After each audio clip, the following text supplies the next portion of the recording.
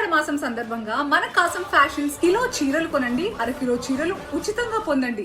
ఏపీలో రేపటితో ఎస్ఐఆర్ ప్రక్రియ ముగినుంది. అయితే ఎస్ఐఆర్ ప్రక్రియ చివరి దశకు వచ్చినా ఓటర్ల సవరణ మాత్రం ఇంకా కొలికి రాలేదు. డిజిటలైజేషన్ ప్రక్రియలో తలెత్తిన గందరగోళం ఇంకా కొనసాగుతూనే ఉంది. ఎస్ఐఆర్లో బిఎల్ఓలకు పూర్తి స్థాయిలో అవగాహన లేకపోవడంతో పాటుగా టెక్నికల్ సమస్యలు కూడా తలెత్తుండటంతో సమస్యలు మళ్ళీ వస్తూ ఉన్నాయి.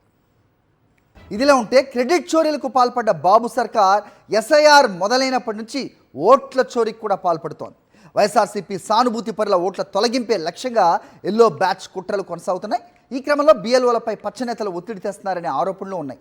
టీడీపీ రూపొందించిన మై టీడీపీ యాప్లో ఓటర్ల వివరాలు ఉండటంపై ఎన్నికల సంఘానికి ఎన్నిసార్లు ఫిర్యాదులు చేసినా పట్టించుకోకపోవడం తీవ్ర విమర్శలకు దారితీస్తోంది. ఇక ఏపీలో ఈ సర్ ప్రక్రియపై మరింత సమాచారం మా ప్రతినిధి రవీంద్ర అందిస్తారు. రవీంద్ర, చెప్పండి. సో ఈ ఓటర్ల లిస్ట్ ఏదైతే ఉంటుందో ఇది మై టీడీపీ యాప్లో ప్రత్యక్షం అవటం, సో దానిపై కంప్లైంట్స్ చేస్తున్నా మరి ఎవరు స్పందించట్లేదు ఒకటి. ఇక రెండోది, ప్రక్రియ ముగుస్తుంది అని చెబుతున్నారు, కానీ బిఎల్ఓలకే సరైన సమాచారం లేదు. సో ఎలా ముగుస్తుంది? ఎవరు ఓట్లు గల్లంతయ్యాయి? ఎవరు చేరారు? ఏం జరుగుతోంది? ఏంటి మీ దగ్గర ఇన్పుట్స్? అరే, ఆంధ్రప్రదేశ్లో సరి ప్రోగ్రాం పూర్తి స్థాయిలో గందరగోళంగా తయారైపోయింది.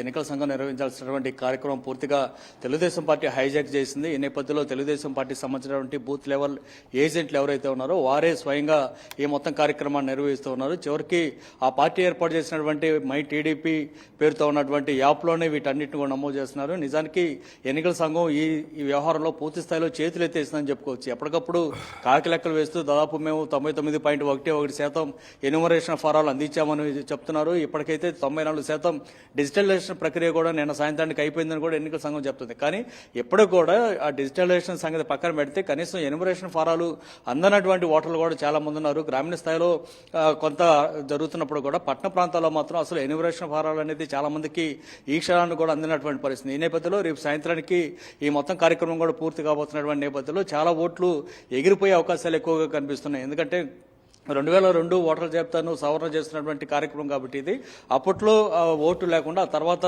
ఓటు ఉన్నప్పుడు కూడా తమ ఓటు కల్పించాలంటూ చాలా మంది అడుగుతున్నటువంటి పరిస్థితి నేపథ్యంలో ఇప్పుడు దానికి సంబంధించి ఎన్నికల సంఘం దాదాపు 12 ఐడెంటిఫికేషన్ సంబంధించినటువంటి పేపర్లు చూపించాలని చెప్తుంది. అప్పుడు మాత్రమే వాటిని డిజిటలైజేషన్ చేసే అవకాశం ఉంది. కానీ ఆ చూపించే కార్యక్రమం, దీన్ని డిజిటలైజేషన్ చేసేటువంటి కార్యక్రమం చాలా ఆలస్యంగా నడుస్తుంది. ముఖ్యంగా ఏజెన్సీ ప్రాంతాలు కానీ నెట్వర్క్ సరిగ్గా లేని ఏరియాలో అయితే ఈ కార్యక్రమం అసలు దాదాపు జరగట్లేదనే చెప్పుకోవచ్చు.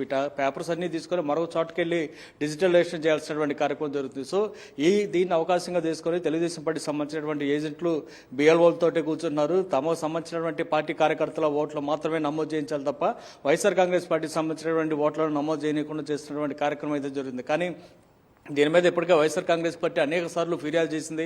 అయినప్పుడు కూడా రాష్ట్ర ఎన్నికల ప్రధానాధికారి వివేక్ యాదవ్ కనీసం స్పందించినటువంటి దాఖలాలు కూడా లేవు. వైఎస్ఆర్ కాంగ్రెస్ పార్టీ ఇచ్చిన ఫిర్యాదులన్నింటిని కూడా పుట్టదాఖలు చేసినటువంటి పరిస్థితి కనిపిస్తుంది. ఈ కార్యక్రమం మొత్తాన్ని కనీసం ఇంకొక నెల రోజులైనా పొడిగించాలి. అప్పుడే ఏ తప్పు లేకుండా ఓటర్ల జాబితా అనేది సవరణ జరుగుతుంటూ కూడా చెప్పినప్పుడు కూడా కనీసం పట్టించుకున్నటువంటి దాఖలాలు అయితే లేదు.